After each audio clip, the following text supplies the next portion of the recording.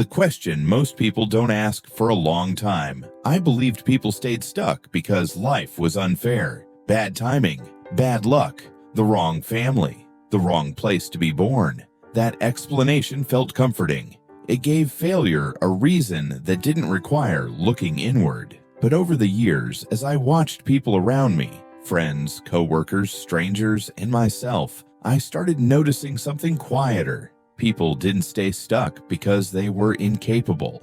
They stayed stuck because of patterns they repeated without realizing they were repeating them.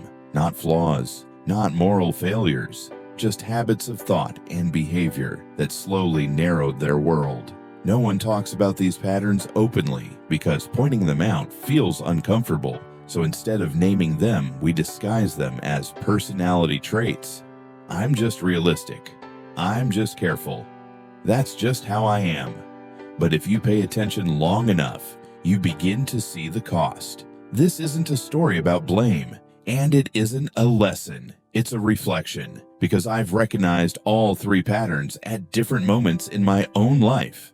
The pattern of quiet resentment. There's a certain kind of person who always seems tired of the world. Not dramatic, not loud, just quietly disappointed. They do what's expected, they show up, they follow the rules. And somewhere along the way, they begin to believe effort alone should guarantee a return. When that return doesn't arrive, something subtle shifts. They don't confront it, they don't speak it out loud, they just carry it. A silent resentment toward people who seem to move faster, toward systems that don't reward them the way they expected, toward life itself. What makes this pattern dangerous is that it rarely looks like bitterness. It looks like maturity. They stop taking risks, not because they're afraid, but because they've convinced themselves it's smarter not to try. They call it being practical. They call it not getting their hopes up. But underneath that calm surface is a quiet refusal to engage fully with the world. I felt this myself. There was a time when I told myself I was being patient. In reality, I was waiting for life to notice me without asking anything of me in return. Nothing changed until I noticed how much energy I spent mentally keeping score. Who deserved more? Who got lucky? Who didn't earn it? That inner accounting system drains more than it protects. People stuck in this pattern aren't lazy. They're exhausted from carrying expectations they never questioned. And resentment, when left unexamined, doesn't motivate change. It quietly teaches you to stop reaching. The pattern of defensive identity. Some people don't get stuck because they lack ability. They get stuck because they confuse identity with protection. They build a story about who they are and then defend it at all costs. I'm not the kind of person who does that. I'm not built for that world.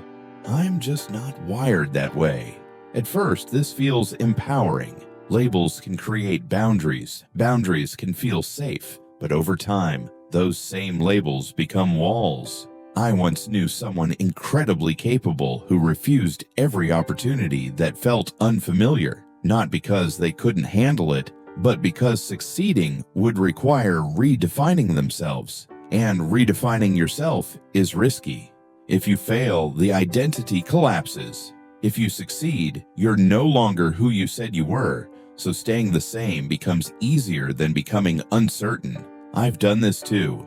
There were periods in my life where I protected an image of myself instead of testing my actual limits. I told myself I valued stability when what I really feared was being seen trying something new. This pattern doesn't look like fear. It looks like consistency. But consistency without growth eventually turns into confinement. People trapped here aren't lacking courage. They're loyal to a version of themselves that no longer fits. And loyalty, when misdirected, can quietly keep you exactly where you are. The pattern of passive observation. There's another pattern that's harder to notice because it feels intellectual. These are the observers, the ones who analyze everything, who understand systems, who see patterns in people, politics, markets, culture. They know what's wrong. They can explain it clearly.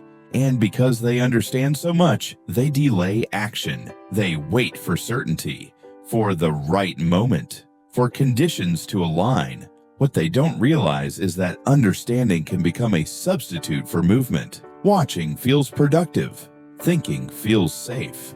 But nothing changes. I've been here more times than I'd like to admit. I convinced myself I was preparing when I was really postponing, that I was being thoughtful when I was actually avoiding exposure. This pattern keeps people stuck, not because they don't know what to do, but because they've made knowing feel like doing. And the longer you observe without acting, the harder it becomes to step in. You start identifying as someone who understands life instead of someone who participates in it. And understanding without engagement eventually turns into distance. None of these patterns mean someone is broken.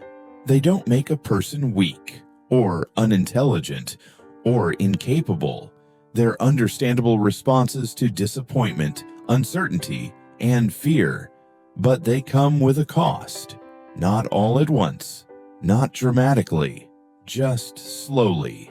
So the question isn't, which pattern is wrong? The question is quieter. Which one do you recognize when you're being most honest with yourself?